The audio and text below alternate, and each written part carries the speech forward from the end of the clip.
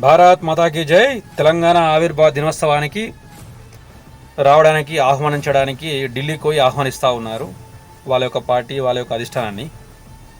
మరి రాష్ట్రంలో తెలంగాణ కోసం తమ ప్రాణాల సైతం లెక్క చేయకుండా 1300 మంది పైచిలకు విద్యార్థులు చాలామంది అమరులయ్యారు. వాళ్ళ కుటుంబాలను విడిచిపెట్టి వాళ్ళ ప్రాణ త్యాగం చేశారు.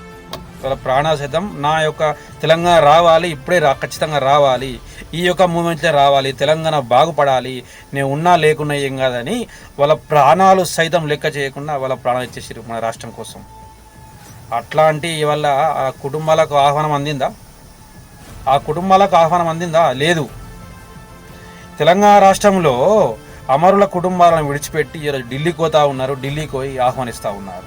ముందు ఇక్కడ కదా ఆహ్వానించాల్సింది, ఈ కుటుంబాలను కదా సన్మానించాల్సింది, ఈ కుటుంబాలను కదా ఆదుకోవాల్సింది.